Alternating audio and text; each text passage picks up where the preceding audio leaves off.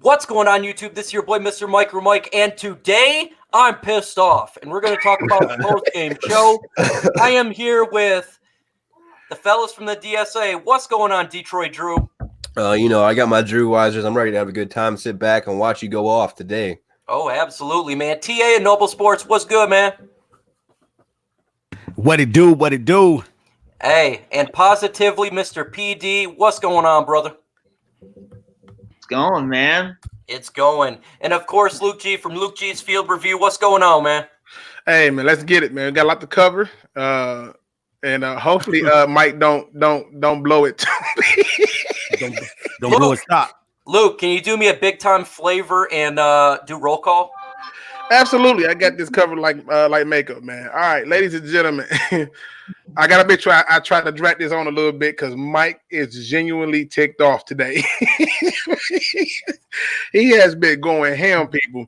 We got Gavin Carson, Vash Starwin, Jimmy Stonefold, Scott Mack, John Jones, James Tansley, Abdullah Terrell, Daniel Griffin, D-Map Zoom, Dominic Gomez, Marcus Willis, Antoine Ijihai,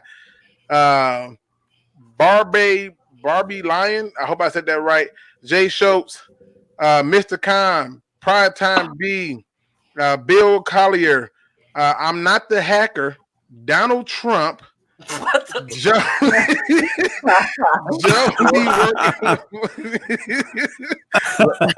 be doing work on the PS4. Big Mike, Darren Houston. What up, though, ladies and gentlemen? Welcome to the show. Get yourselves ready. Get your popcorn ready. Get your drink in hand. Mike is finna go ham, I think. You might want to put the kids up. Hide your kids. Hide your wife. You sound like my man Antoine. Man, it's finna be one of them days. Mike, the floor is yours.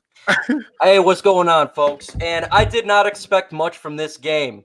One thing that I did see and why I am frustrated is Mr. Bo Scarborough was tearing up defenses. He was kicking the hell out of the defense of the Cowboys. He was breaking tackles. He was showing strength and speed. And what do? We stopped going away from him. It is frustrating. This guy was punching him in the mouth. And, hey, he only got 15 carries, man. That's so frustrating, man. We were punching him in the mouth. And I love what I was seeing from Driscoll. I loved it. But they got away from Bo Scarborough, who was literally hitting the holes. He was knocking people down. He was the back we've been wanting to wait for a long time, man. And this dude was punching people in the mouth. And us getting away from him in the second half is inexcusable. Inexcusable, man. And I'm frustrated with that. This is something that we seen last year. When Kerryon Johnson was hot, we got away from him. Now this Bo Scarborough was hot, we got away from him. TA, go ahead, man. Man, it's crazy, Mike. I agree with you so much, bro. That pretty much with the game plan on today, man. Nobody knew that Bo was gonna carve this defense up like that, man. And I agree totally with you that the Lions should have kept going with him. You have to go with what is working for you. You can't go away from what's working from you out on the field. And we know that the prettiness in the backfield is not working for the Detroit Lions. So you have to go to a guy like Bo Scarborough, because he was making a lot of great runs, man, with that power run game. That's what he has. He has power and he has speed, and the Lions went away from him. This guy is no way that Bo Scarborough should not have at least 25 to 30 carries in this game, because he was carving the Cowboys up. And then some of the bad decisions that the Lions started making with trying to go for a 2-point conversion. That doesn't make any sense.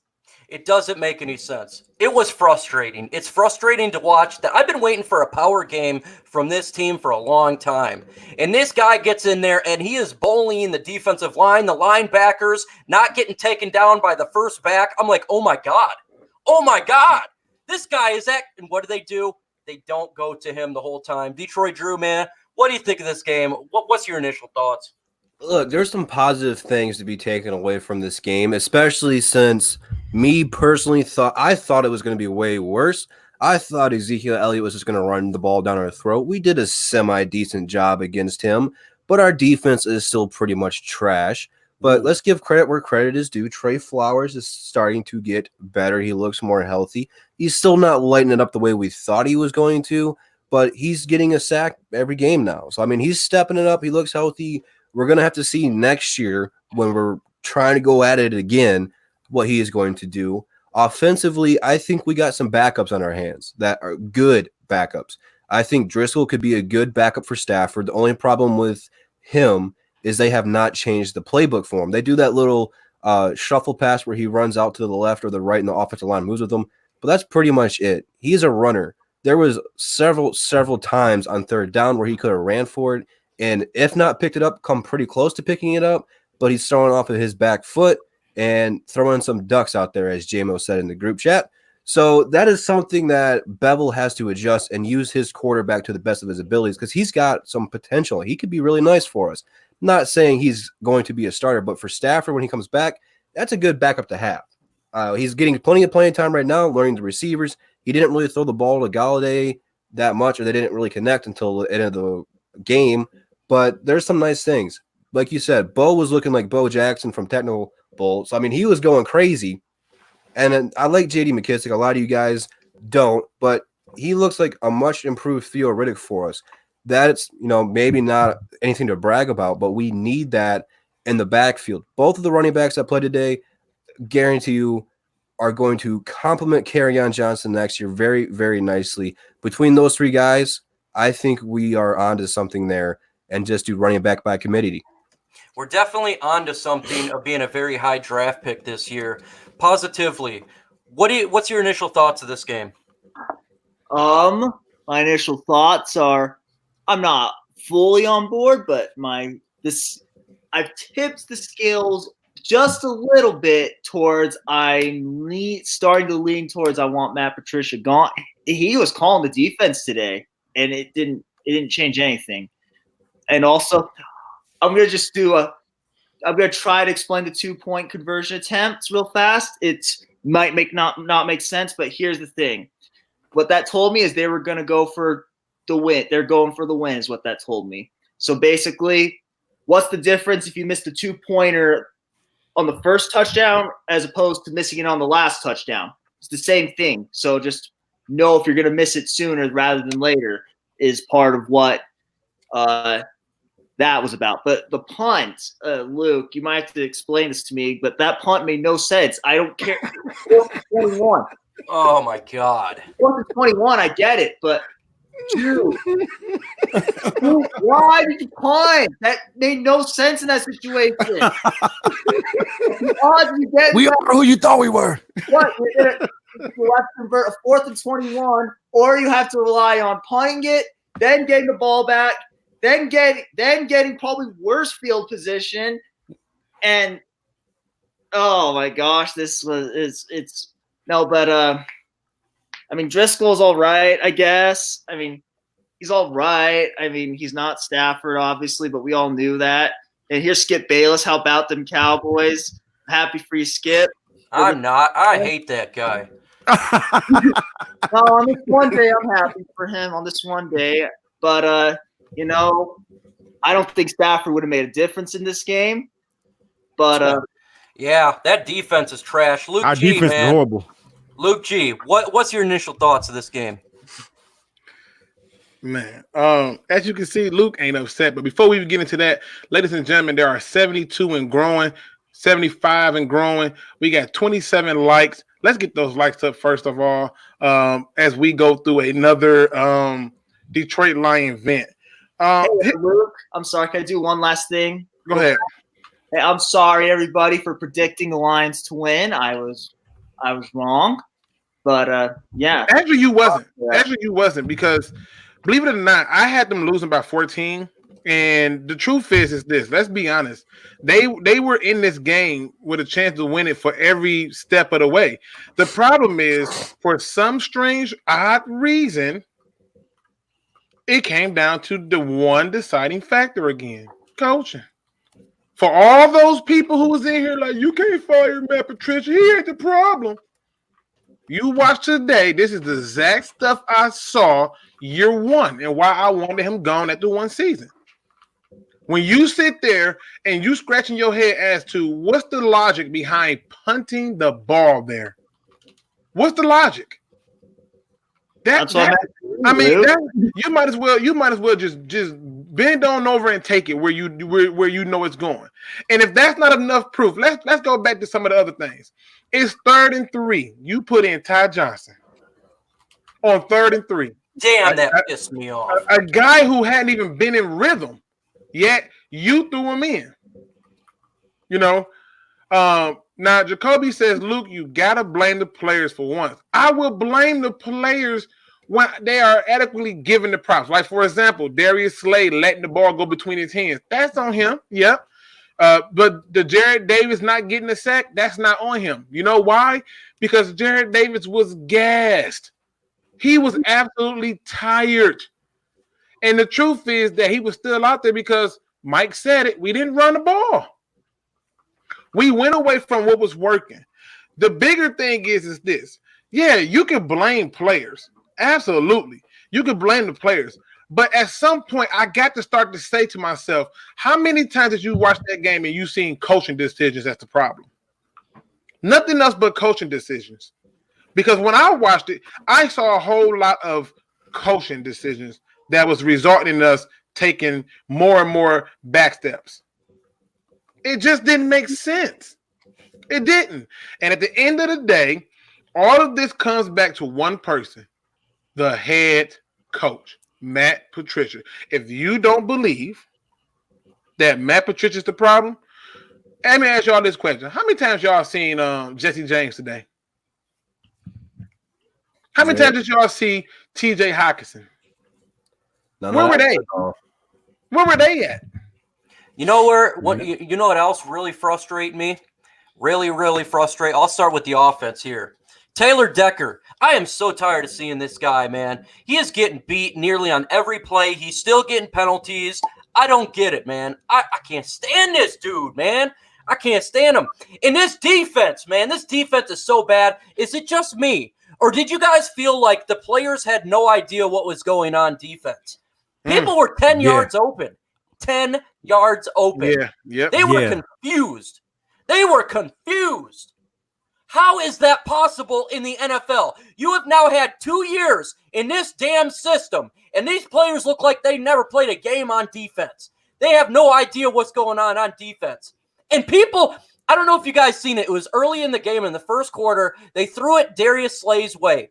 The wide receiver caught it, and Darius Slay had a chance to get up there, but he was jogging instead of running. Did you all see that play in the first quarter? Yep. That was absolutely atrocious. I was so frustrated watching about the lack of care. And then you're smiling when you get beat. Smiling when you get beat. When he get a paycheck, Mike, he still gets a paycheck. How are you not furious? How are you not upset? When this defense is the worst in the league, and I don't care about stats. That is the worst damn defense I've seen in a very long time. People were 5-10 yards open, it seemed like on every play. Utterly ridiculous. Hey, Mike, that's why I say, like, I'm not a fan of the 3-4 defense. I've never been a fan of it. I've always been a fan of the 4-3 defense, and we look horrible in that 3-4 defense. It's not really panning out for us because we're sending 3 people to rush the quarterback, and we're not sending that many blitzes in. That's why we're looking as bad and horrible as we are. And here's another take on it too. Another take on it is just go through and look at the number of crucial downs where they're just rushing at 3. This all falls back on the head coach. When Big Mike says Slay is just counting down the day, because he is. Yeah, he is. Yeah, Slay is checked out, man. It is not just Slay. When a coach has no more command of the team, it's a wrap. Yeah. He went outside and had practice outside again. Player just like, bruh, it's cold in the mud out here. Why you doing this? Yeah, and the defense broke. It's done. I want to see how many guys want to see the firing of Matt Patricia. If you want him fired, say fire. If you don't, say stay. I'm curious now. Go ahead. Finish that word there, Luke G. I apologize. I'm just curious to see what the fans think as well. I mean, the thing is this, and Ed White points it out: 90% of the losses were coaches related, and they really were. They were absolutely coach related because when you go through and you look at it, this stuff right here that is happening is coaching errors. This stuff can't happen, people. You can't have this type of stuff happen when it's a coaching error that's happened. Anybody who says stay, explain the punt to me, please. We had 2 timeouts. If you punt it in the air, it automatically puts you past the 2-minute warning. So what did you punt for? You had a better chance of throwing the ball up and getting a pass interference or just getting a big-time catch. Then, after you get a big catch from Kenny Galladay, whoop-de-doo, which is one of his 3 targets, where are we using our weapons at? Where are we using them at? If you believe that he should stay, tell me why. Why? Also, I got to give massive credit to Darrell Bevel. This guy, with what he's dealing with, he is putting players in positions to succeed. Look what he does with Jeff Driscoll. Just a really good job. Obviously, he's not perfect, but given the circumstances, he's doing pretty fairly well on defense or on offense. Sorry. And when I'm talking about players, I'm not running the ball. The reason I think this is Patricia because it happened last year. When Kerryon Johnson was hot, they would take him off the field. And what we've seen with Bo Scarborough is he was hot and he got taken off the field. This man should have had far more than 15 touches. And I'm with the fire camp now. I said wait till the end of the year. There is no reason for this man to be on this team. This defense broken. It is not it's definitely not a defensive guru. This is the worst defense I've seen. I think 0-16 had a better defense. I'm not even gonna lie. Oh, that's an exaggeration, probably. Yeah, I don't know. And I'm gonna tell you another thing. Anybody who want to say, oh, they was, I agree with you on this, PD. The 2-point conversion did not bother me because at the end of the day, if they go for if they take the 1, it's still a 1-possession game. They're down 7. If they go for 2, don't get it, they're down 8. It's still a 1-possession game. So going for 2 there didn't make a difference, but the punt made a difference. 3rd and 3 and Ty Johnson made a difference. No tight end sightings made a difference. I mean, rushing 3 on crucial downs made a difference. Yeah. This defense is horrendous, man. Man, listen. Man, listen. I feel like the defense need prayer, man. For real. It needs an exorcism. It do. Hey, Luke. This is my first time that I really got to say that we look like a 32nd ranked defense. We look like it.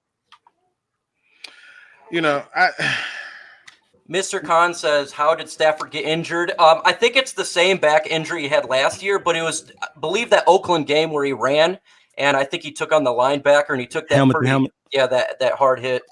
So I think that's on the coach too, Mike. That's on the coach too. Because if you just sat him last year, I put it this way.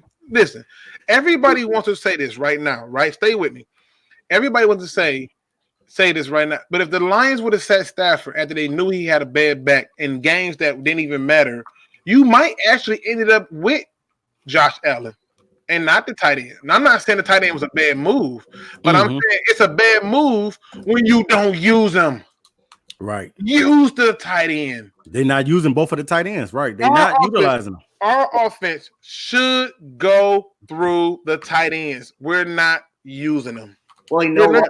I got a question. So I remember the announcer said that he asked Darrell Bevel about Hawkinson, and Darrell Bevel just said Hawkinson needs to play better. And so I guess my question is, I think Hawkinson's still a work in progress. I'm not mad at the pick, in all honesty, because I still think he's going to be really good. Like he's looked good. I think he's going to be good. But is Jesse James just not as good as we thought he was going to be? Is that a possibility? He's not getting the ball. No, here's my thing. You can't judge somebody when you don't see what they do. That'd be like me never seeing you play basketball, but I know you trash. I just know you're trash. I never seen you dribble a ball, never seen you shoot a ball. I'm just sure you trash. And you can go out there and hit every three like you was Stephen Curry and anybody else. The truth is most of the people that you see, they're not being used right. That's why the statement made by Darius Slay was so profound when he says we are puzzled with all the right pieces that's not being put in the right spots. Yep, I agree with that. I agree. You know, I see that we have 91 in the chat. Let's get those likes up. I have no idea how many likes are in there. 46. I can't tell. 46. Let's get 90 some likes up in there. Detroit Drew, man. What do you think about this coaching staff, man? What do you think of Pascaloni, Pepperoni, and Patricia? What are your thoughts on this situation taking place? I think calling him pepperoni is disrespectful to pepperoni, to be honest with you, man. Pepperoni is good. Pepperoni. But this is our Achilles heel right here. I mean, how many times have we come on here and said we don't look prepared? We don't have a good fit. It seems like we play up and down to our competition. I don't understand how we play so good against the Chiefs. Defensively, we still didn't play good against the Chiefs, but we're going to keep talking about New England, the Rams, and the Chiefs. So those are the three best teams at the time in the league. We played toe-to-toe with all three of them, and then we play these bums out here. I'm not calling Dallas bums, but then we get just destroyed and picked apart. It doesn't make any sense. The players don't look like they want to be there. You guys are talking about Darius Slay laughing after he gets busted in coverage. It's just a mess. And I think really it's just a continuation of firing Caldwell. The players liked and respected Caldwell. Then you bring Matt Patricia in here. He tries to implement the New England way. And the New England way only works if you win. When you win, it only works happy. in New England. Exactly. You can't keep trading away the players that the fans like and the other players on the team like and not get W's. It's never going to work. So why is this team going to play hard for a coach and a front office when they could trade their best players after giving them a contract extension, making them a captain, being a leader? Why do these players want to play hard for this? Like, that's an honest. Why should the players play hard for these guys? Right. They have no drive. Darius Slay is a top 3, top 5 corner in the league. When he leaves, he's going to get paid wherever he goes. So it's not like money's a concern to him. You know? Now, the only thing about the Jesse James contract, there are outs, so that's the best part of it. There are outs, and so that gives you a good chance. However, I mean, let's be honest, man. This team is a poorly coached team, and we can blame the players and say the players didn't do this, the players didn't do that, the players played. We can do that all day. But there's somebody right there to put them in position. Imagine you going to McDonald's and they just let the people in there run a show by themselves. Your order will never be right. They have to have somebody in there to make sure that Popeyes, Luke? I have, but the ones I go to are, generally don't be that bad. But I have been to some that just can't get it right. They're going pretty crazy right now. That would have been a better example, but I see what you mean. Yeah, I'm just saying. The goal is to have somebody in charge to keep the ship on track. We don't have that person. We don't. Yeah. In the game where the defense come out and get a forced fumble and then they go and score, and you come out with a chance to score again, and you don't get it. Now you all of a sudden you get conservative and want to let the defense rush 3. I can't stand that Russian 3 stuff. Yeah, that doesn't make sense. It doesn't make any sense. It is not working. It has not been working all season, Mike. Why are they still doing that? Well, can I give my take on it real fast? Go ahead, positive. I'm just gonna be honest.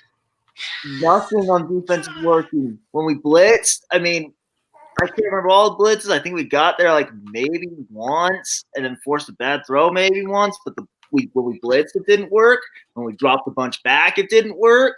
When we went 4, it didn't work. So it's like nothing worked. Like whether we blitz or drop 3, or whether we blitz 7 or rush 3, nothing's working for this defense right now. Mr. Khan says, my question for Micro Mike, Luke G, Detroit Drew, if we end up firing Coach Patricia, will any other team hire him as a new head coach? No. No, absolutely not. In fact, here's a fun fact for you. He'll be a coordinator again. No head coach who's coached the Detroit Lions has gotten a shot as a head coach after coaching coaching the Detroit Lions. Rod Marinelli went from head coach to coordinator, and he's over there right now. He's in Dallas. He's in Dallas, yeah. So, but our coaches, when they leave, they do not get head coaching jobs, and it's one of the big mysteries that's going on. And it's because most of those guys can't do it. And I saw a comment, I believe it was from a doula, Terrell, who said that all the people who was fighting over this guy, are looking like, whoa, we dodged a bullet. Because I saw these problems in week 1 of last year. I'm like, these are coaching issues.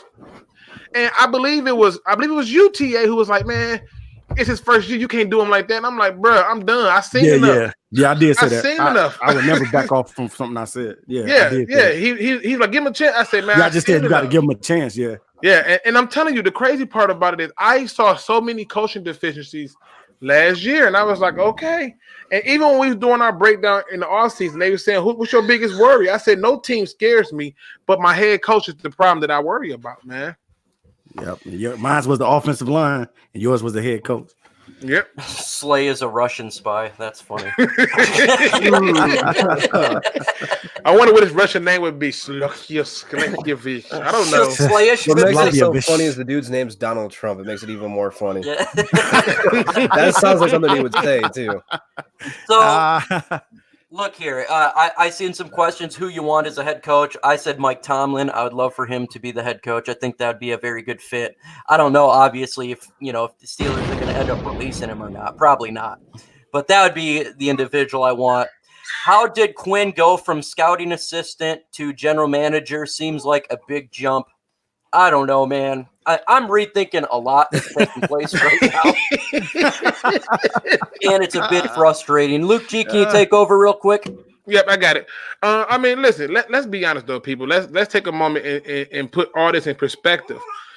For all the things that we want to say was bad, there was a little good there. But even in that good that we had, and you saw the comments in the chat that made it clear, when your offense scored that many points, your defense can't give up 35 points. So the bigger question becomes this. We talking about head coaches.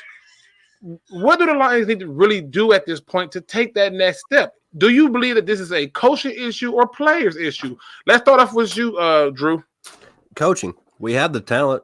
You look at the roster. I mean, right now it's depleted with injuries, but we were healthy relatively to start the season. We were just missing Deshaun Hand. Are you trying to tell me that this season's spot out of control because we were missing Deshaun Hand? That's not realistic. Facts. We got talent almost at every position except for depth at O-line, and the O-line played pretty good today. So you can't tell me that it's all on the players. You have to have a good scheme. You watch teams, Seattle, when they get injuries on defense or offense, they don't miss a beat because it's just a scheme. It's the next man up. They go right into it. New England's a prime example. Who do they got? They don't really have any big names out there, and we got tons of them. And they just go in there and they do their job because they're well coached. How many games do you watch New England and be like, man, they were not prepared for that game? Very, very rare do you ever say that, if ever. Yep. It's 125% all on coaching. You can't convince me otherwise. I mean, and the bigger picture of it is for everything we want to point out with the bad players, we got to be able to put players in a position to succeed. When are they going to start to realize that Jerry Davis is an outside linebacker? Yeah. When are they going to realize that, man? Because this is where they're getting hurt at. They're trying to leave him there, but he's really an outside linebacker at this point. Yeah. The one blitz that did get home, why are we taking so long to dial this stuff up? And that to me is a clear sign of coaching. Now, I love this question right here. Ed Whiten says, do you think if Quinn asked, Patricia would step down to defensive coordinator? TA, what you think, man? No, I don't think that Patricia. It might be too much pride in the situation for him to step down as the defensive coordinator. Should he? Probably yes, but his defense is not even working right now. This is Matt Patricia's defense that's out there, and even though he's not coaching it, you know what I'm saying, per se, that's what they say, but it's still not looking good. The Lions have played their best football in a 4-3 defense. That 3-4 defense is not working with this personnel that the Lions got. And I know, guys, we talked about the depth on the team. there is no, now that you're seeing the team, it really is not no depth because the defense is not being put and utilized in a way that they can be effective out on the field. And it definitely has something to do with coaching. You have to put the players out there in the best possible position to win football games, and they're not doing that. Like me, I would have been on some plays. I would have been sending a guy like Miles Killebrew. I would have been sending him in on safety, putting him in the box as a safety and letting him go up there and blitz the quarterback because I'll utilize his speed. Even though he's not a great cover guy, he probably could have got in and made some sacks. So the Lions need to find ways to utilize guys, and they're not doing that. Yeah, and for me personally, I've always been a bigger fan of the 4-3 personally because in the 3-4 you need monsters, and we don't really have that style of player, the monster style of player. But I can tell you this much: there's been a fail in so many levels on other parts of it, and it doesn't make sense to look at it any other way. Now. I got another question that's popping up. It says, this from Mellow Mo. He says, do you think we win any more games this year? I seriously doubt it with what I saw today. PD, do we win any more games this year? Yeah, we're gonna win a game for the rest. We're gonna win a game. I mean, in all honesty, in good conscience, I probably cannot pick them to win any game for the rest of the year, and that even includes next week. I honestly don't even know if I can, in good conscience, pick the Lions to beat the Redskins next week. But I think we will get a win. It's just I wouldn't pick in favor of the Lions for the rest of the year, but I think they can get a win. They have to get a win. Come on, man. I mean, but let's be honest. Like me, Mike, and TA was talking off air before we came on, and it's so funny because they are convinced we're going to be a top 5 drafting team, and I'm like, no, we not. I said we may be in the top 10. Yeah, I said top 10, Luke. I'd say top 5. Mike said top 5. I said top okay. 10. Yeah, my bad. Mike said top 5. I said we may be in the top 10 to 15, somewhere in that area. But in that top 5 group, I don't think so. And the truth is this team is just so poorly coached and so ill prepared that it makes no sense. He says, yes, Luke G. Jr., I agree. Lions suck. Don't know if Luke G. Sr. likes using the word sucks. No, it's not even that, man. The thing is this. When you say the Lions sucks, that's too broad. Let's really point out where is the problem. I can sit there and say the Lions suck as a whole, but as a person who's had bad coaching before, I'm telling you, this is a Matt Patricia problem. This is definitely a Matt Patricia problem. The Lions got a laundry list of problems, man. But they really don't, though. They really don't. They have a coaching problem, and that's it. If you fix the coaching, listen. I keep asking these questions. If this was John Harbaugh with this team, with this talent, are we 3, 6, and 1? No. Jeff Fisher, we'd have a better record, and that's saying a lot. Yeah. So it sounds like you guys want Jim Harbaugh on this team. Not Jim. I didn't say Jim. I said if it was John. Oh, John, you said John. Okay, his brother. Yeah, One thing about Jim Harbaugh, though, I'm not a Michigan fan. I don't watch it a lot, but I know he runs the football. And he sticks with the guy that's working. And I'm so tired of them not sticking with the guy that works. You get a guy that can plow defenders over, and you get away from it. Makes no sense. Yeah, there's no way he games. Control the clock and run the damn football. What are they not doing? Those 2 things. It's making taco sauce come out my nose. Hold on. Mike, you ready? Go ahead, Mike. Matter of fact, go ahead. Give him.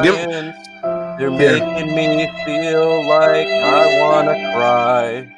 My soul punched me in the face and now I die.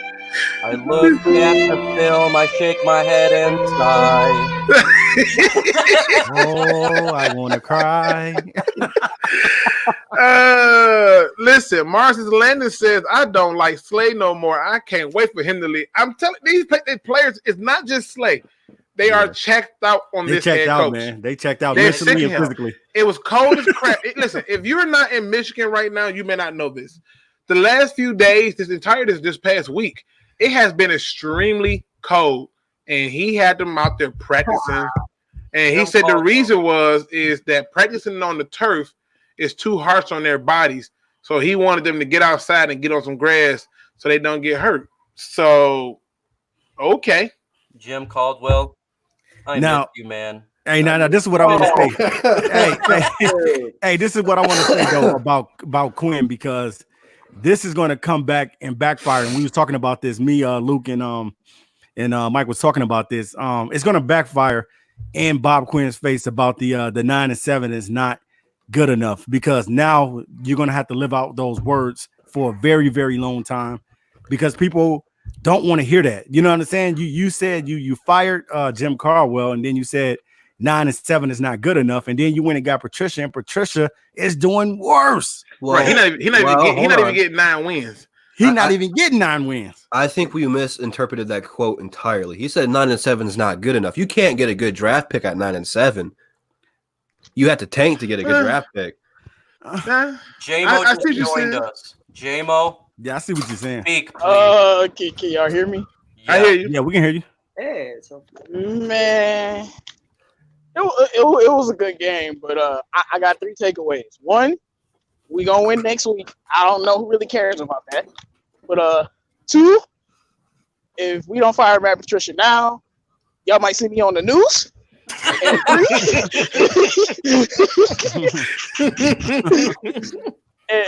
3, Driscoll lost the game the moment he thought he was Matthew Stafford, and he scrambled, had 20 yards ahead of him. Wait. Go back. What did you just say? Driscoll lost the game. What do you mean Driscoll lost the game? J-Mo, please explain. Let me finish. Yeah, let me hear what J-Mo got to say. Okay, go ahead, J-Mo. What was the score? We was down by a touchdown. 3rd down, Jeff Driscoll scrambles, has 20 yards ahead of him for a 1st down, and he throws the worst pass of the day. Then they go back and score a touchdown. That's it. And Jeff Driscoll on 1st down, I think we win this game. Because at that point, we wasn't. Melamo just spoke truth. This defense lost us the game, a.k.a. Matt Trasha lost us the game. I had to shoot that down. Hey, what is he talking? No, man, no. See, you know what's funny? Because you know what was funny? Because if that was Stafford, y'all would blame him. Did y'all not see this nigga Driscoll have 20 yards to the field? And then Hold on. I'm so lost. What in the hell is going on? Yeah, he said you're gonna see. He's got 5 stars, man. He's running from the top. He said if they don't fire him, he gonna need the police. he's got 5 stars right now. He's trying to do some cheat codes. Oh man, listen, hold on. Let's hold on. Give me another thing that Driscoll did that lost the game, because if that's the only thing that happened, you're kidding me, man. Okay. He burnt down Ford Field. He needs to run, man. He needs to run. Hey, now how did you guys feel about Darius Slade with his coverage skills on today? Because he was getting killed by Cooper. He had coverage skills. I'm saying, how did y'all feel about his cover? What did you think about him covering today? What was the words I used on the back channel? Darius Slade is playing like my hole. He played bad, man. He gave up on plays. He was laughing when he got beat. He got beat a lot. Man, it's sicking me, man. It's sicking me. Yeah, but it wasn't just Slade though. Like to me, it wasn't just Slade. The cornerbacks in the secondary as a whole struggled. I feel like every week, I don't need to be trying to, but every week I see Tavon Wilson do 2 or 3 things that make me scratch my head. Like on the play, on the little toss pass, not the toss pass, but the little pass that they threw out there to Zeke, and he ran to the outside. And I'm thinking to myself, why are you trying to force him back in? Because if you were paying attention, you would have saw that there was nobody to force him back in to. So you wanted to press him to the sideline. What does he do? He bails out to the outside. Zeke just go in, and he gets blocked off, and he's in. Then there's another play with the reverse to Pollard. He has a chance to make the tackle, and Pollard just do the same thing. They literally ran the same play that the Packers ran on them, and it was just pathetic. So when talking about Slay, I can't just stop at Slay. I gotta name all of them. The secondary was bad, man. Hey, can I talk to Jim Caldwell real fast? Go ahead. We want to hear your take. Go ahead. Hey, Jim Caldwell, I know that all that stuff happened, but you know what? You sucked too. Facts. Yeah, he did. We need to stop comparing.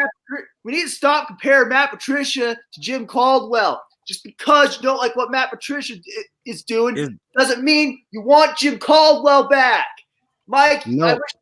I wish you were me right now because you make it cooler.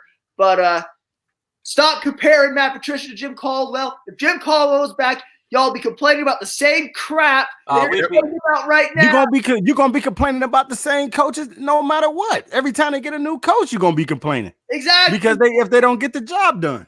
So stop with Jim Caldwell. Just stop. I mean, I get it, but I don't get it either. So just stop it with Jim Caldwell. Yep. Yeah, I agree. Jim Caldwell was trash. And I'll go to war with anybody who want to prove me otherwise. I'm not saying that. I think. Hold on, Luke. Wait, I was talking. Wait a minute. Hold on, brother. Hold on. Wait a minute.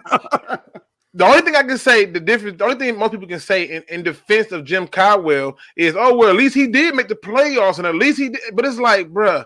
Man, Luke, that's a positive, though. That is a positive. Those were bottom feeding teams. It don't matter. That still was a positive, bro. Listen, he got to the playoffs, played a team with a winning record, and he lost. He got to the playoffs and played a playoff team with a winning record and lost. They backed their way in. It don't matter. He made it, Luke. They backed their way in. Y'all just care about the results too much. The results cannot be the end all be all, especially when they're not for real. We didn't fight our way into a playoff. We got some bottom feeding teams. We got in. We backed our way in. Jim Caldwell had 4 seasons, and never had a 100-yard rusher. Jim Caldwell had 4 seasons. Go and look at his defense and offensive rankings. He was not that good. We beat bottom feeding teams with below 500 records. I'm not finna praise that.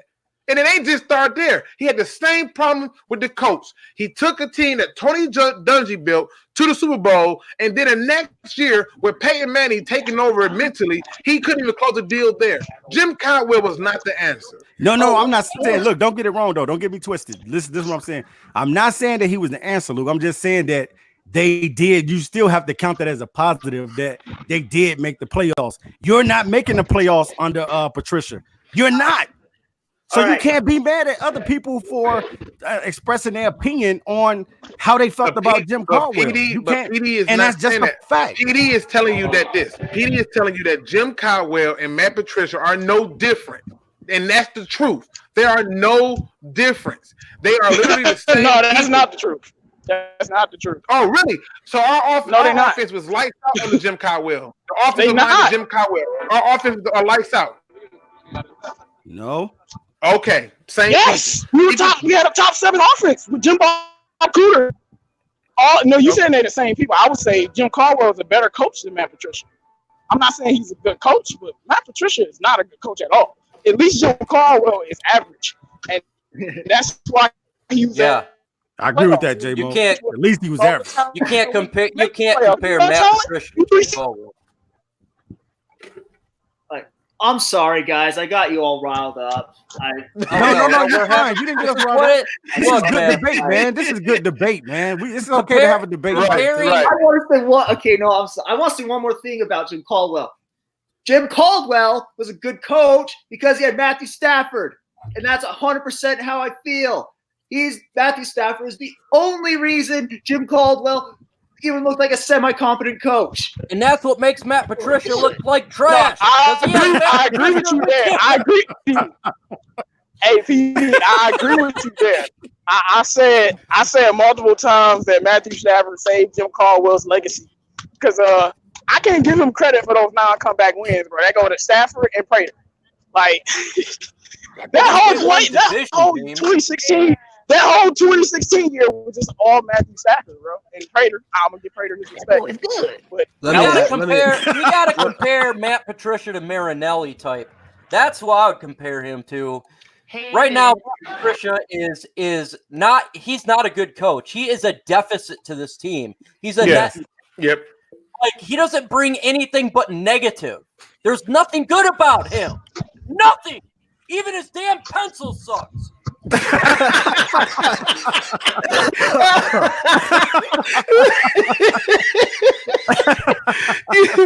You said even the pencil sucks. You said everything just all bad. Yeah. Well, let's talk about some good things though in this game. First off, it's over, so that's a good thing. I gotta say though, I did like Bo Scarborough. I like what I saw. I agree with you, Mike. I'm on the bandwagon. I agree with you. I like what I saw from him. The guy was plowing through defenders. This is something we haven't seen in a while. The guy was breaking tackles. I like what I saw, man, and that's why it frustrated me so much that they would not continue to run him. Like, what the hell? When you have a guy who's hot, you run him, man. Yeah, he was hot, man. For me, the good that I enjoyed seeing was Driscoll. Driscoll and how he was utilized by Darrell Bevel. Darrell Bevel, listen, I if anybody know Luke he's not a fan of mobile quarterbacks. He prefer to see his quarterback sit in the pocket, make decisions, and deliver the ball. But I gotta be honest, if Darrell Bevel remains the offensive coordinator, he might need a mobile quarterback, because this whole moving the pocket thing gave the Cowboys a flux, and they had a really hard time trying to contain the quarterback, and it slowed down the way that they rush. But the bigger thing is that we didn't run the ball like we were supposed to, and we were getting good yardage with Bo Scarborough. I got a message from, I believe it was George Morgan on one of the videos that said, did I just witness a Lions running back break a tackle on first contact? I said, I know, right? Like, yeah, we haven't seen that. Yeah, we're not seeing that. And it was one of the things that when we talked about expectations from both Scarborough. Carry-on ain't break no tackle. Carry-on had a run. I got to Carry-on break. Hold on. I've seen Carry-on break tackles on first contact. Stop. This season? Like, come on, bro. Stop season? Yeah. This season? Yes. Yeah. He's got that spin move right off the rip where they come wrapping him up and he's in the Chargers game, bro. Like, Carry-on is not easy to bring down. I'm not saying different type running back. All I saw was all I know is this. It's been so long since I've seen a running back break a tackle or make somebody miss that I saw it today. It was very noticeable. And the fact that we didn't continue to run the ball was absurd to me. The truth is this, and I hate to say it, is the way this game played out today is how every game for the Lions should probably play out. Not the loss, but the way that they had the quarterback just manage the game, what they did with Jeff Driscoll, they should do the same thing. That's all they do in New England. They tell Tom Brady to manage the game. That's why a lot of times he don't put up the gaudy numbers, because they're just trying to have him manage the game. And then when they're ready to unleash him, they'll pick their spots to unleash him. Today was one of them days where they was doing a similar style of play, but then they gave up on the run. Now, part of that is on Darrell Bevel, but the head coach got to tell him, bruh, you see how we running the ball? Do it again.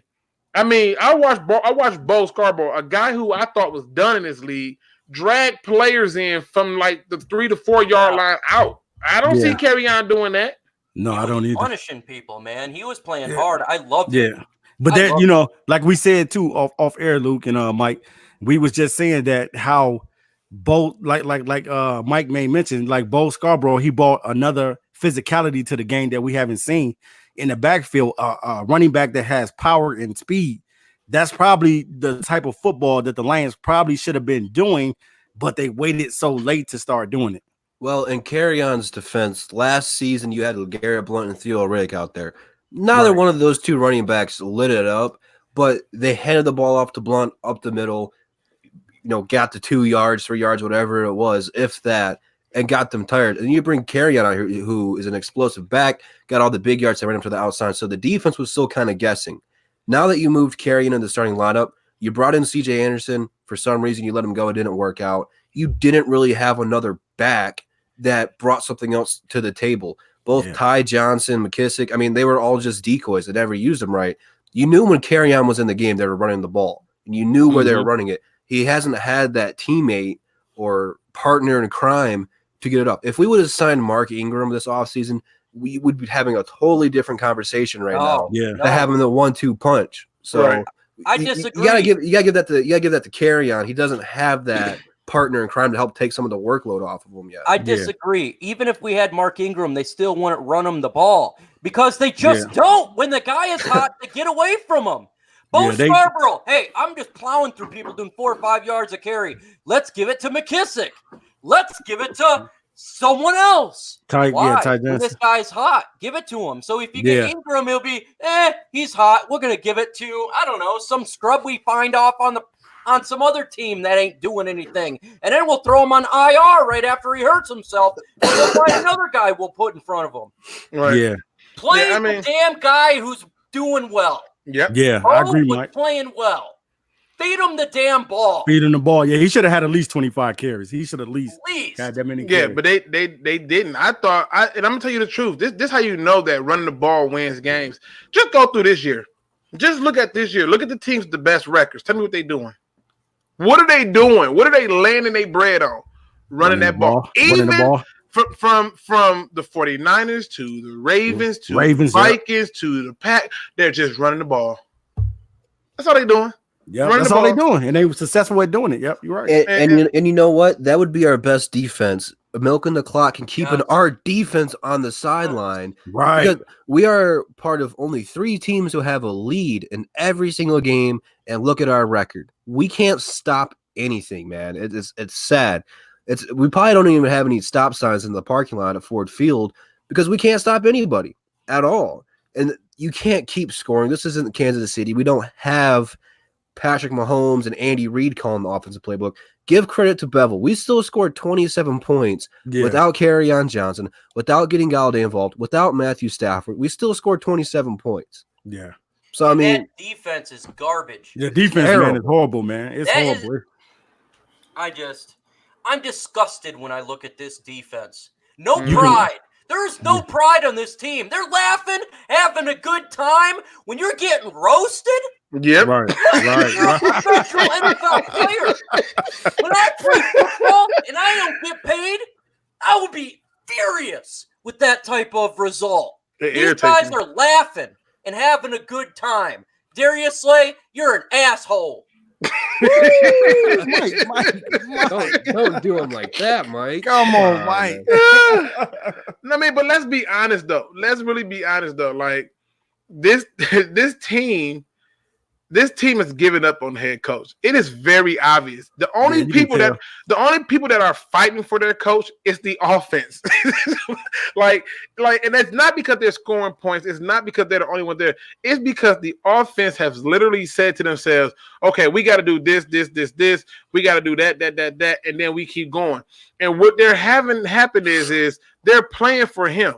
I would not be shocked if they turned around, got rid of Matt Patricia, and said, "Hey, Daryl Bevel, we're gonna give you the keys to this franchise because we like what you're doing on offense." And then he turns around, bring in Dan Quinn from the Falcons because the Falcons is getting ready to fire his butt. He out of here. He brings in Quinn from the Falcons and go and get another person to be the offensive coordinator for him, but he still do it. It just boils down to those little things that makes the difference. The difference. And I gotta be honest. Before we get off this show, we got 65 likes. We got well over 90 people that was in the chat. Let's get those likes up. And if you already gave a like, give me a thumb in the chat so we can keep this going. Also, make sure that you show some love because we got so much more coming for you. Where the Lions season may be over, Detroit Sports Alliance season is just getting started. We are about to be coming out with so much stuff. The basketball show has been burning it up on Saturdays. Yeah. The football shows obviously burning it up, and each person is putting out their own content for you to stay in the loop on what's going on. So make sure you show some love and put those thumbs up and get those likes up, people. We got 4 thumbs down. And we still love you too. So appreciate it, man. Yeah, we appreciate the thumbs down. Man, we love Hans Bolo. We love Giant McGiant. Bam, And bam, we love you all, bam. man. Bam. Look, man, we doing this because we are Lions fans and we love y'all. Without you, you know how hard it is to do this Yeah. crap with this team playing so damn bad. It's hard, man. So we truly appreciate you guys jumping in here, listening to us, because it's hard, man. It's depressing, man. And Yeah, it's very depressing. I like Mike Tomlin, man. I think he would not allow this garbage play on defense, man. I don't know. Do you think Pittsburgh's going to fire him? You think he's going to be available? Yeah, I think Pittsburgh gonna fire him. I mean, no, I take that back. Pittsburgh has had 3 coaches in their history? Yeah, they don't fire their coaches like that. Yeah, they don't fire their coaches. But they didn't have Big Ben all season. I think he gets a pass with his quarterback being out. Yep. He might get. But look, hey, look how long Cincinnati kept Marvin Lewis. And how he was doing. Cincinnati hasn't won a game yet this year, have they? Nope. No. There's your first overall pick, so don't got to worry about that. I mean, and that's the truth is that's why I said there are so many other teams. Like, we're bad. There are some teams who are already in the dumpster. Like, we're on the edge of the dumpster. You know, like the tissue that you see right there, you want to push it in, but you know it's probably some stuff on there you don't want to touch. We're right there. There's at least a few other teams that's going to be in that top 5 besides us, and I don't see us having any chance getting out of that. So we're going to be in the top 10 picking again, and I'm going to be honest. My Fire Bob Quinn chant going to start the moment I look up and see that he finishes the draft and Matt Patricia is still here. This can't happen. Don Burr, it was not that I expected them to win, because I didn't. But when I see players laugh and have a good time on defense when you're getting roasted, that's inexcusable as a professional. You cannot allow that. And you got to show pride in your team and your city. Giving up, man. Like, just gave up. Just gave up today. That's, as a professional, that's inexcusable. It's disgraceful, man. And that really frustrates me when I see something like that. You know, and right. Don't just stop there. He right. We did not say that they were going to win. No, we didn't. But they had a chance to. That's what's even more frustrating. You had a chance to, and the way you lost was you decided to punt the ball away on 4th and 26. Let's get that out the way. Before you got to 4th and 26, you just abandoned the run. Yep. In a 1-possession game. Yep. Come on. You went for 2 when I believe you shouldn't have went for 2. I understand 4th and 26 is hard to do, but guess what? When you're punting it back, the 2-minute warnings on their side, all they got's 2 timeouts. I can't even tell you the odds of us being able to stop them. Our defense was stopping no one. And the odds is this coaching staff is ruined this team.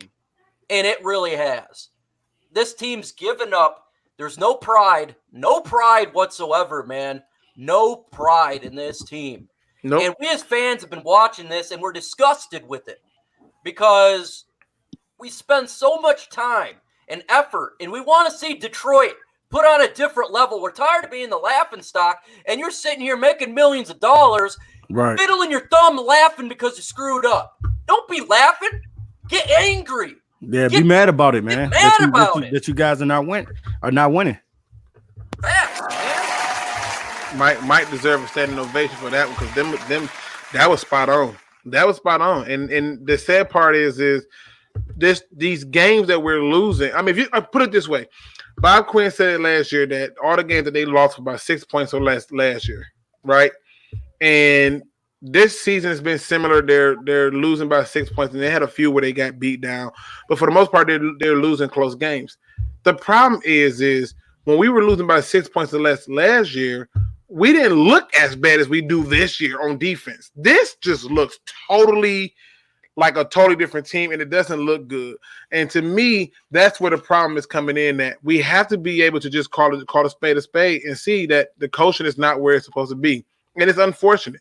It really is. And, you know, I like Bob Quinn, but if he doesn't make a change, he's going to have to go. Because I don't think we win another game this year. This defense is so bad. It can't stop us. You tell me what offense, when Chicago can put up 20 points on this defense, you know you're bad. Yeah. This ain't going to stop no one, man. You got like you said, Mike, you got quarterbacks that's been playing horrible all season, but when they play us, they look like Pro Bowl quarterbacks. It's crazy. Near It's 500 crazy. yards for Dak Prescott. That's so disgusting. That's and crazy, the players man. have given up.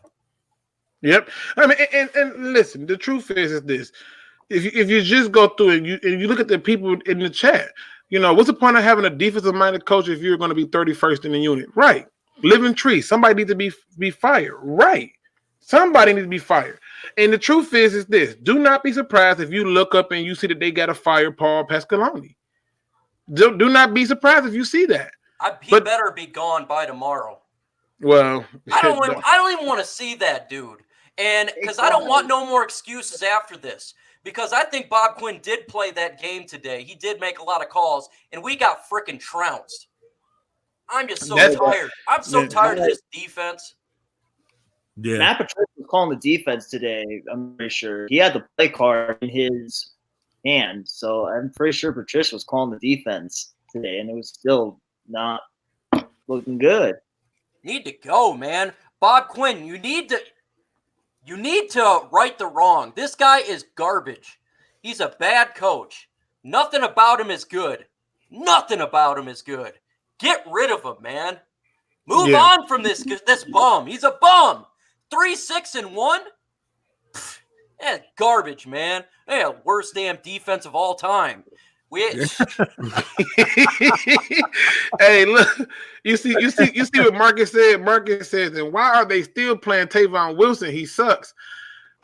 Because they don't have anybody else to put back there. Yeah. Will Harris sucks. Yeah, Will Harris is not ready, and outside of Tracy Walker,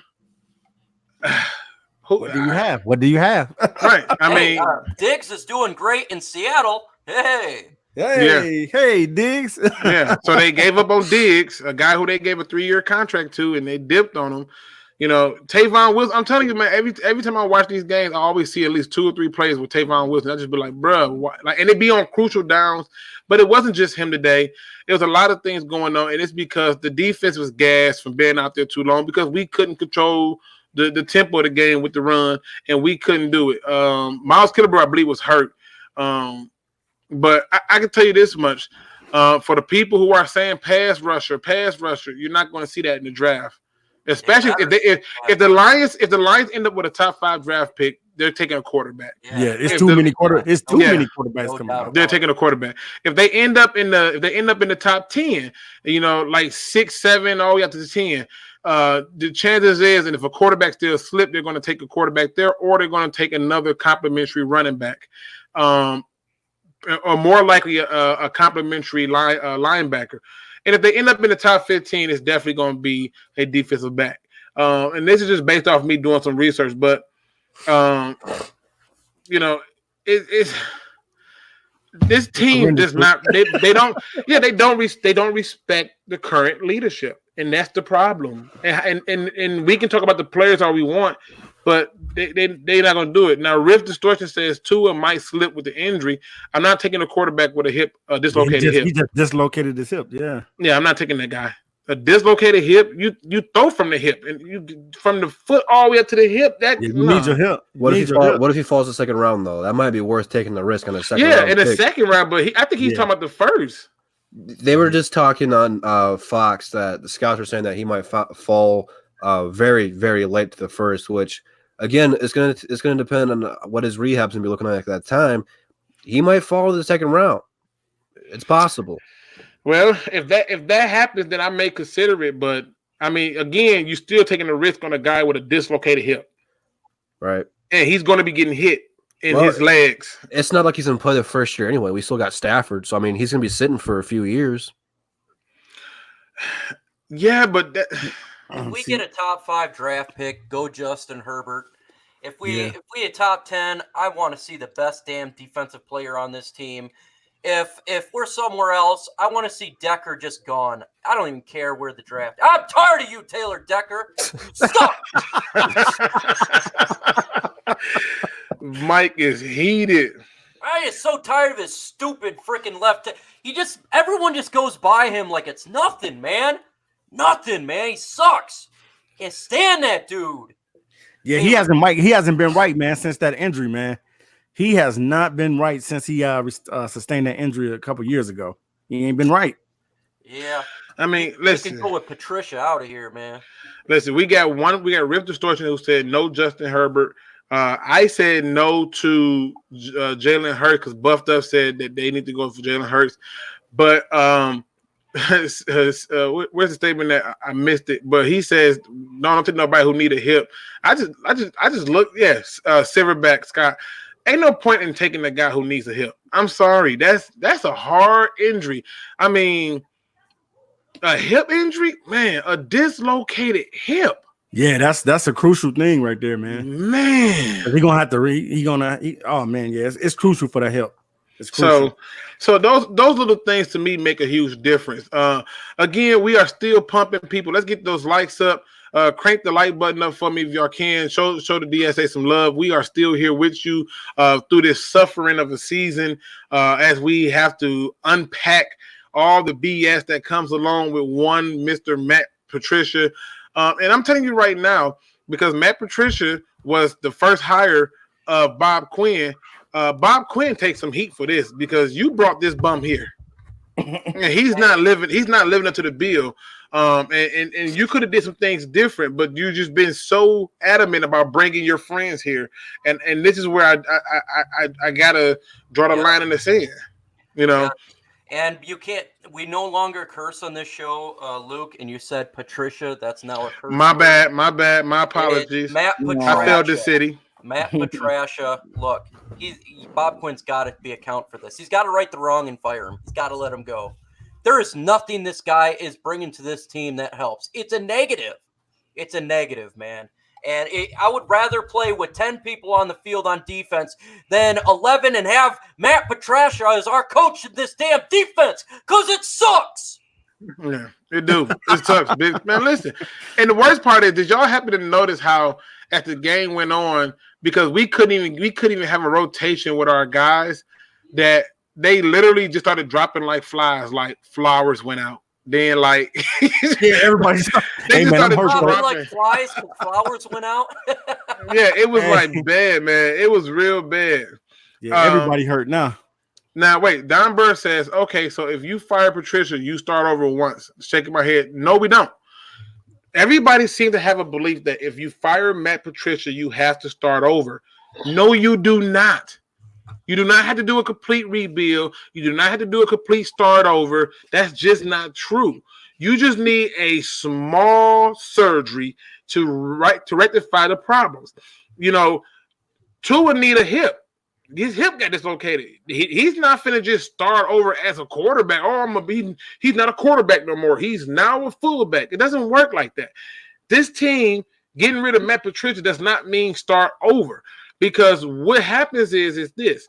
The new head coach who come in needs to evaluate the current talent that he has. Okay? Take that talent and utilize it in a way that gives them a chance to succeed. If he can't do that, he's not the right head coach. That's all it is. As you can see right there from Spriggs, you just need a scheme change. And if that means that's Darrell Bevell, that's Rex Ryan, that's Bo Jackson, Barry Sanders, Luke G, Detroit Drew, Micro Mike, whoever it is that can come in and evaluate the talent and still utilize it to the best of its ability, then you do just that. Yeah. That dude just That's it. Negative, man. I think him being off the team will be like KFC when he got off the team. It's just a positive. Even if you ain't bringing anything, he's the Nevin Lawson of coaching, man. This guy is just. I'm just so tired of this team, this defense. Like 30, this bad of a defense, and you're a defensive-minded guy. It just boggles the mind. I literally want to take his pencil and shove it in my eye. I'm so tired of watching this defense, man. You guys seen The Dark Knight with Heath Ledger? Yep. You know what the Joker did with that pencil? You say you want to see a magic trick? or you can do The Rock, dust it off, turn it sideways, and stick it up where the sun don't shine. Hey, either way it go, we have a coaching problem. From that standpoint, I'm a very bad coach from from the DSA standpoint. Watch what he's going to say. I don't know if the press conference is going to be today or tomorrow. Watch what he's going to say. He said, "Yeah, I'm very proud of the guys. They went out there and they fought to the end of the game." Guarantee you that is what he is going to say. From that standpoint, Yeah. he will. Mellow Mo says, "What about Dungy? Bring him home, blank check." Dungy is not coming out of retirement for this team. Bill Cowher ain't coming out of retirement for this team. You know what? Jesus won't even re-rise for this team. Okay, you need to have somebody who is ready and got an attitude and a moxie to do this. That's why when I first heard Mars Landon say Rex Ryan, I opened my ears and I listened, and then I started doing more and more research, and I said, you know what? As crazy as it sounds, it makes the most sense. Because you need somebody who's looking for the challenge, who wants the challenge, who's up for the challenge, and not because they just trying to get their shot as a head coach. Rex Ryan stayed in the same division just to beat up the Patriots. He hated Bill Belichick and the Patriots that much that he stayed there and still took a trash, horrible team, but the Buffalo Bills 8-8. Come on, man.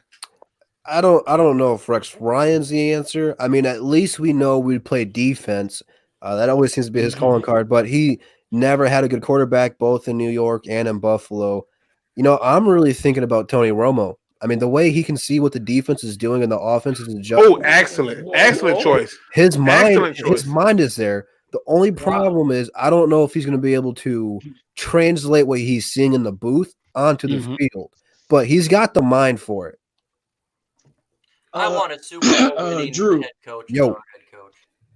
I like the Romo thing. I think he actually would be a good head coach, but we cannot do experiments. We have to get somebody proven that's won something. I know Caldwell was proven technically and had won something technically. We can't get another first-year head coach unless this dude is Sean McVay. Like, Tony Romo gonna be McVay year one. If he gonna be Kyle Shanahan, even though it wasn't year one, but if he's that good, yes. But I don't know about no experiment. But you already know Tony Dungy, but that's a far fetch. Jim Harbaugh. I might do Rex Ryan, but I want Jim Harbaugh to come back to the NFL. They got to have an attitude. They got to bring some type of attitude to the thing. And to me, you know, Rex Ryan brings an attitude. Jim, even though I'm not a fan of him, brings an attitude. Right now, if you look at each Detroit Lion team and go through each season, and I asked you to tell me what was their identity that season, you won't have a clue.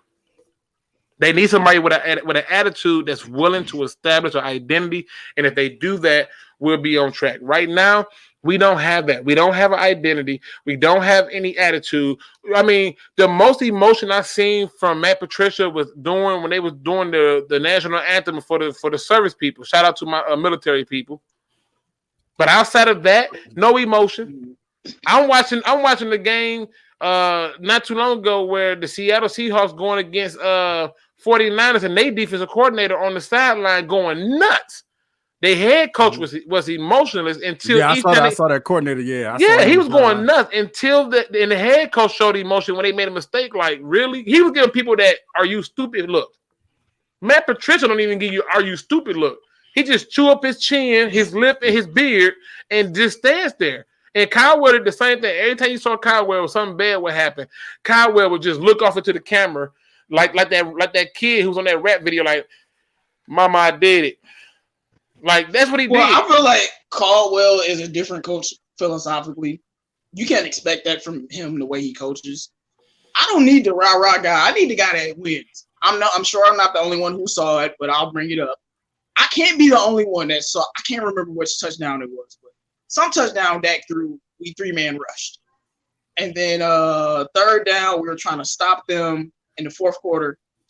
We 3-man rushed again. Dak had 50 years to throw, and then he threw a pass to I can't remember who he threw it to.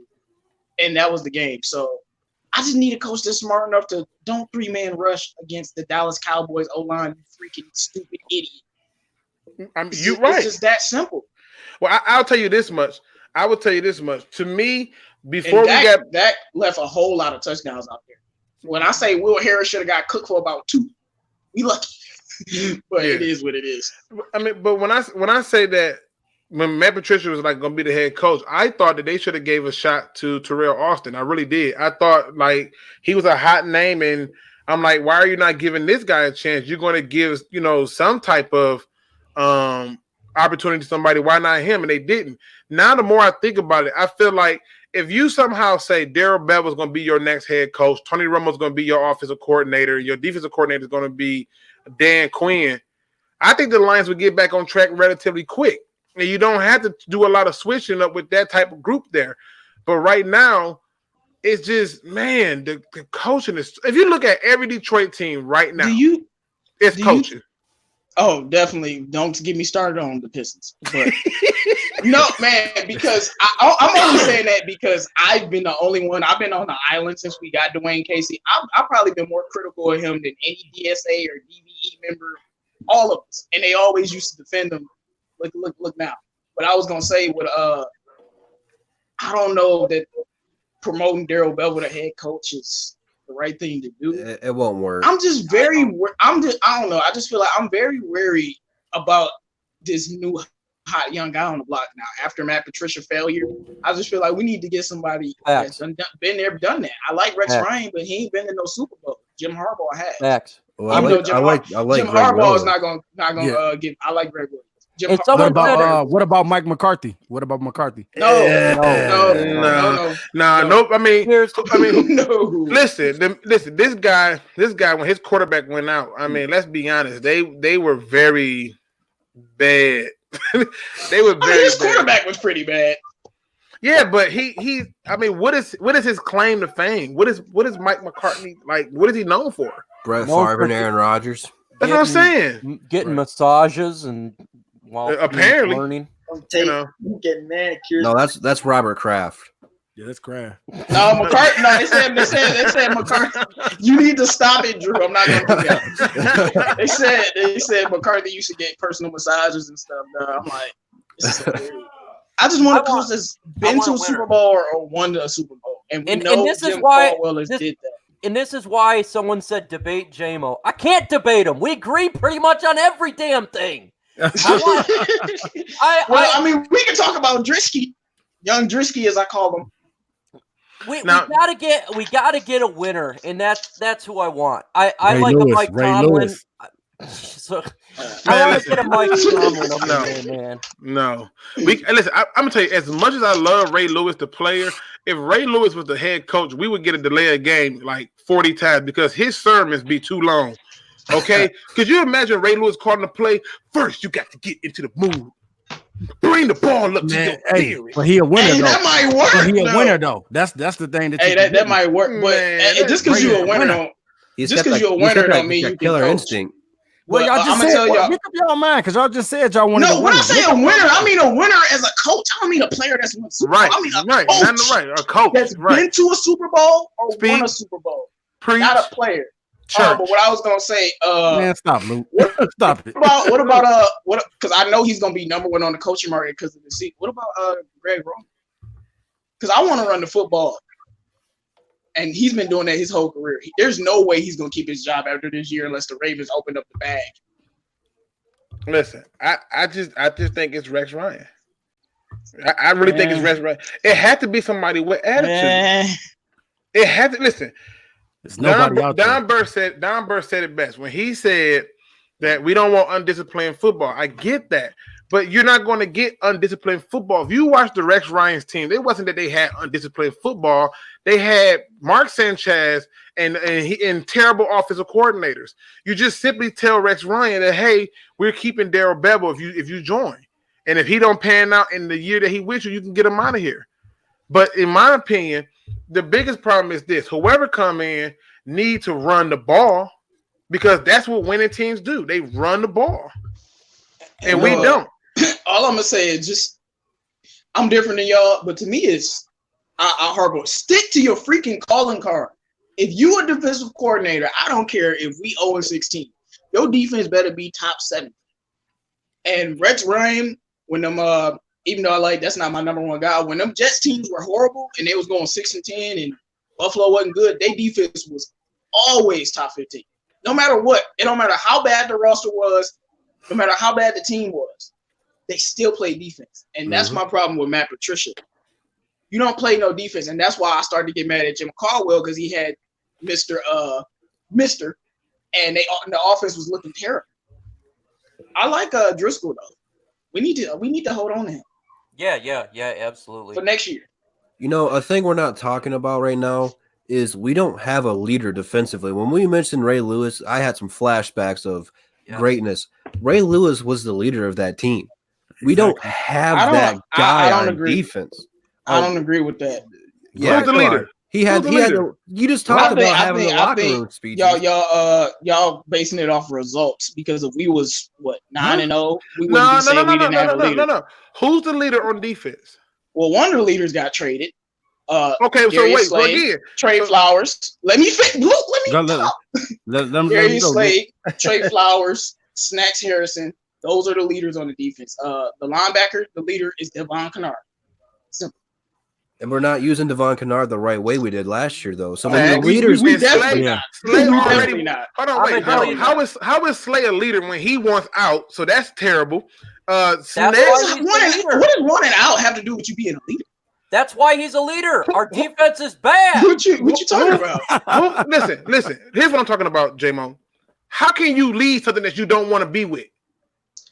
But my thing is, if you're a leader of a football team, it don't matter if you don't want to be there or not. You're still a leader. What? No, that makes no sense. So if Ray Lewis wanted to lead the Ravens, he's not a leader anymore? What are you talking about? Listen, if Ray Lewis wants to leave the Ravens, he is not the leader of the Ravens. Darius Slay is not no leader. He can't be no leader. If he's the leader, he can't be a leader because he don't like the team. Come on. No, he can't be a leader because he's jogging on plays. He can't be a leader when he's sitting up there BSing and stuff. That's why he can't be no leader. Did you ever see Ray Lewis take a playoff? Since he came back from stop it, bro. Y'all need to be y'all Man. be propping up. A leader. And I don't know why y'all had a problem with Slater. A leader. What did he do wrong? Man, stop playing with me. He ran out of gas. He ran out of gas. Listen. Ran out of gas when? Give me an example. He ran out of gas Today he ran out of gas. It wasn't even the question wasn't even about what Drew said was clear. And this is what J-Mo did. J-Mo heard something different, and he responded to it. I didn't hear nothing different. I disagree. I said we have a leader on this defense. That's what I said. Listen, he said we don't have a leader. I disagree. When you say we have a leader on this defense, that implies that for the Lions. And he can't be the leader when he's already checked out. He can't. Darius Slade, the only person I mentioned. I mentioned four guys. Let's go to David Kennard. Drew even started off by telling you that they're not even using him, and he's not. No, just because they're not using him right don't mean he can't be a leader. Man, what are you talking about? Okay, what are they leading then? Just because, like I said, so you telling me if your football team is bad, you don't got no leaders? Who's the leader? That's what you insinuate. I just told you 4 guys. Man, Snacks. Trey Flowers. What are you saying about Trey Flowers being a leader? He ain't no leader. He's not no leader. He's not a leader. How's he not a leader? He's not. How? Give me something concrete. How is he not? Does he stand out to you as a leader? Yes. Not to me. You know, I haven't seen any of these guys defensively go over to another player and talk to them, show them what they're doing wrong or anything like that. You don't see any of these guys trying to fire any of their teammates up. You know, they're all sitting down laughing, cracking jokes and stuff, but they're not trying to hold each other. They're not trying to hold each other accountable. With Ray Lewis and Reed, and then eventually, I just blocked his name right out of my head. The guy who's playing in there. No, the guy who's playing in there is Suggs. I mean, he learned from Ray Lewis and eventually became the leader of that defense. You don't have any of that stuff over here. Slay's a great corner, yes. And him and Coleman, you know, they're buddies, they're cousins or whatever, but you don't see any of these defensive players like going at each other, keeping their heads up, or embracing them as teammates or whatever. I mean, I'm not saying that they hate each other or anything like that, but they're not holding each other accountable or trying to make each other better. I disagree with all of that. Okay. I'm at the game. This game. I saw people on the sideline upset when Dallas was scoring touchdowns. I'm at the game. I'm watching the sideline. I'm right above it. So when y'all telling me this stuff, I'm like, you what are you talking? you seeing people on the sideline upset. I That's saw not him matter. get mad when Dallas scored a touchdown. Drew just said we ain't on the sidelines, man. So don't try to tell me I didn't see what I saw. No, Drew saying that He the just said leader. what I just said. He said Hold on. Drew said that the leader. J-Mo. This is what he said. No, Drew we're said not going back. What did Drew just say? he I don't said see that people he said on the that sidelines. when people on the sideline are when they're not making plays, there's nobody on the sideline firing guys up or getting mad about what's And happening. I just gave you an example that I saw with my eyes They today might be in getting, the freaking stadium. they might be So I'm getting telling mad. you right because I saw it. They're not embracing each other. They might be Right. mad they just gave up a touchdown, but It's like right. they're not Right, huddling right, up and right, they're not come on, coming man. together though. Right, he's not listening. No, you not listening. I think y'all confusing them not liking Matt Patricia with them not liking themselves. I'm watching these guys. Niggas are pissed. I'm We're watching not them. talking about individual people. We're talking about who is the guy that's standing You up, just that's said. checking up. Listen, Drew just said nobody was checking him. I J-Mo, just told take a you, minute, J-Mo. I Take saw a- J-Mo. Jared Davis. Take a- No, I'm name dropping. I Name saw it, Jared name it. Davis on the sideline checking niggas when we was getting our ass beat by Dallas. Okay. Now what? What you gonna say? You saw Jared Davis checking people, right? Yeah.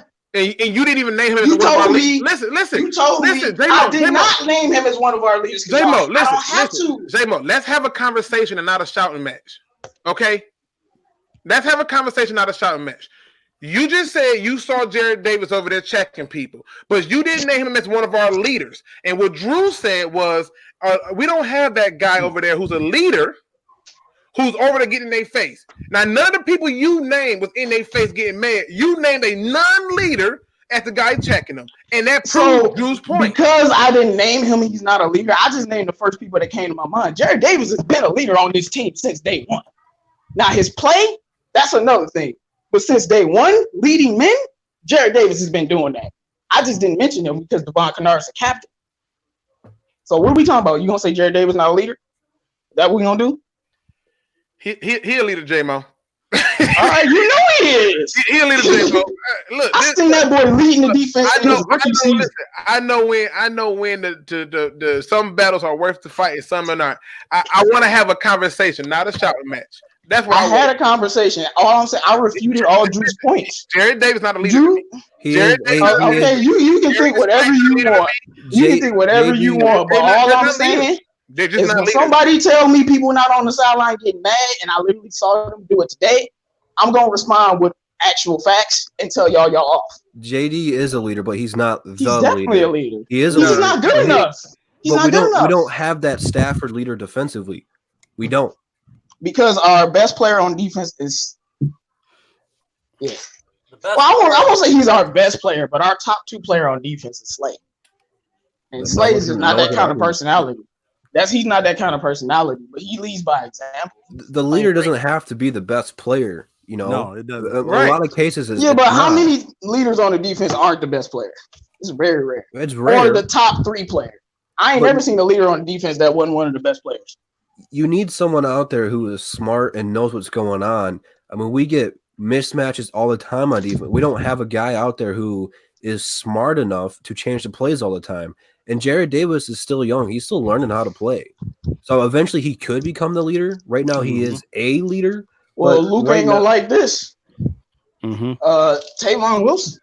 Because I'm listening to what Drew's saying, and I'm giving you a response. He said we don't have people changing plays.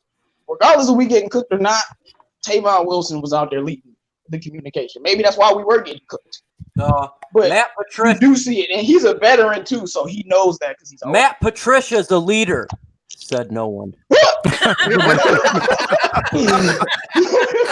He said no one. Time to make some smiles going on, folks. We've been on for an hour and a half.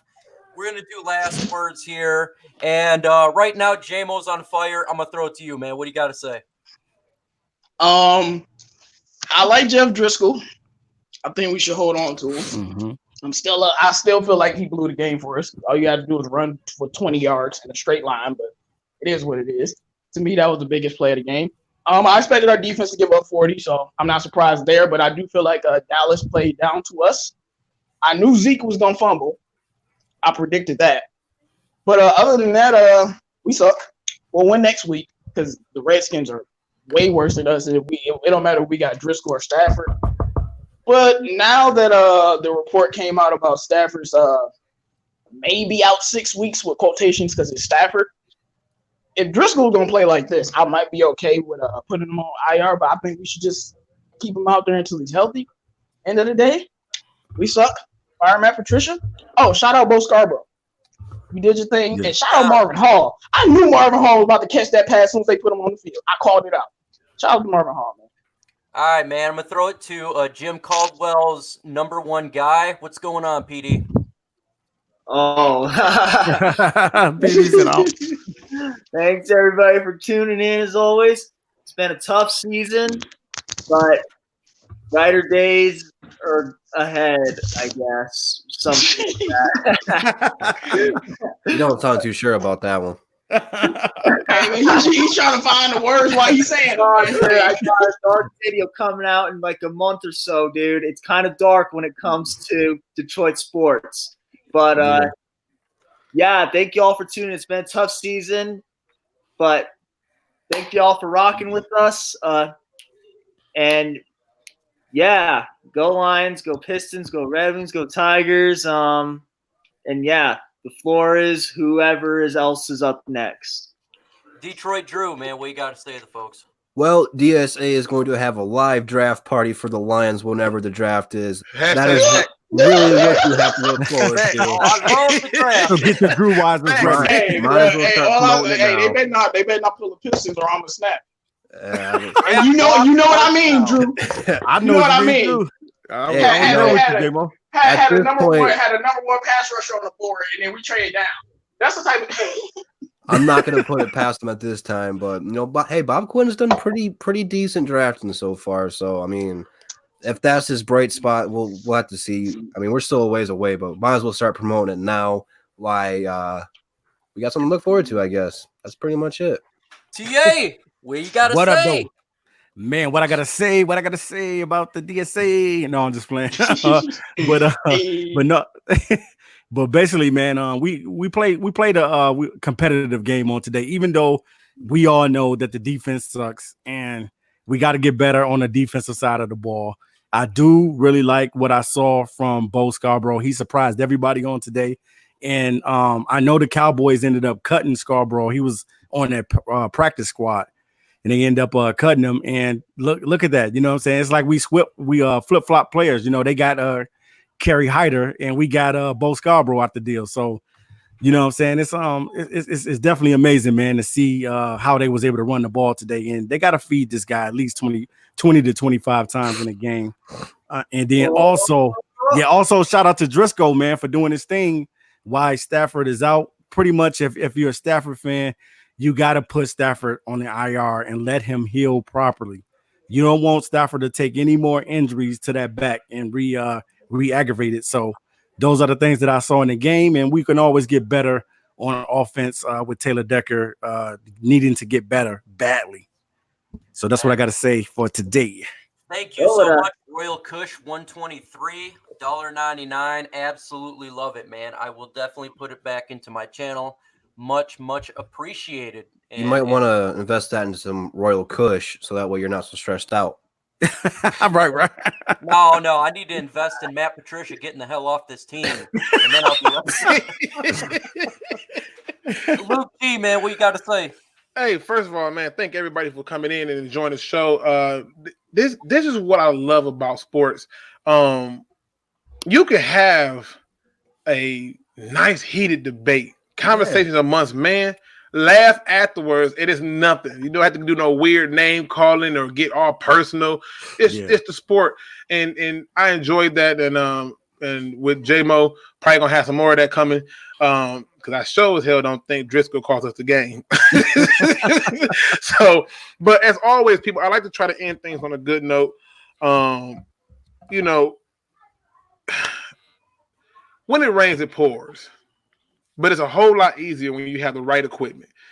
If you just set yourself up to be in the best position to be the best you, no need to worry about the rain at all. See, that's this thing called an umbrella, and that gives you the time that you need to dry up, reassess, and be more clear about your direction. Take that with a grain of salt if you like, but know this. You are heading in the direction in which you are destined to be, and follow it with pride. With that being said, ladies and gentlemen, don't be no chump.